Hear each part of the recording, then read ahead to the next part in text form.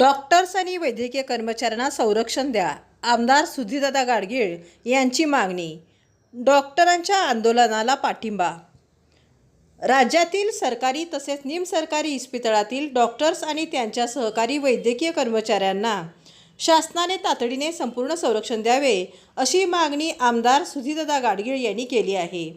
राज्याचे उपमुख्यमंत्री तथा गृहमंत्री देवेंद्र फडणवीस यांना दिलेल्या निवेदनात आमदार गाडगीळ यांनी डॉक्टर्स आणि वैद्यकीय कर्मचारी यांच्यावर होणारे हल्ले अथवा त्यांना दाखवली जाणारी दहशत अशा प्रकाराबाबत तातडीने पोलीस कारवाई व्हावी, अशी ही मागणी केली आहे.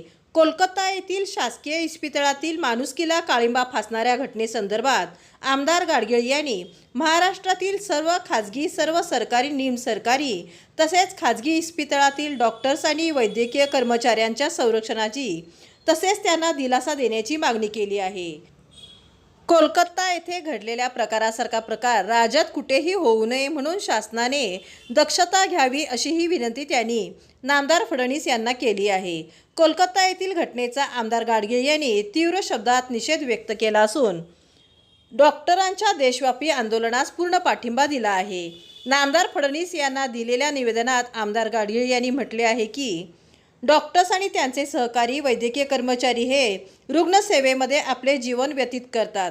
स्वतःच्या आरोग्याचा आणि स्वतःच्या वैयक्तिक जीवनाचा विचार न करता डॉक्टर व वैद्यकीय कर्मचारी हे रुग्णांच्या सेवेमध्ये सतत कार्यरत असतात.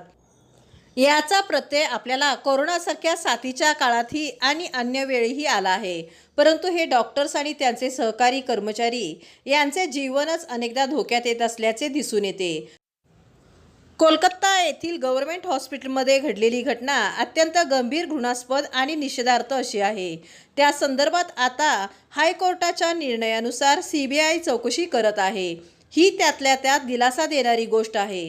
परंतु त्या घृणास्पद आणि निषेधार्थ घटनेतील सर्व दोषीवर तातडीने अत्यंत कठोर कारवाई केली जावी, अशी केवळ डॉक्टर्स, त्यांचे सहकारीच नव्हे तर तमाम नागरिकांची ही तीव्र अपेक्षा आहे. निवेदनात म्हटले आहे की रुग्णांच्या सेवेसाठी आपला जीव धोक्यात घालून काम करणारे डॉक्टर्स आणि त्यांचे वैद्यकीय कर्मचारी यांच्यासाठी तातडीने काही उपाययोजना करण्याची गरज आहे.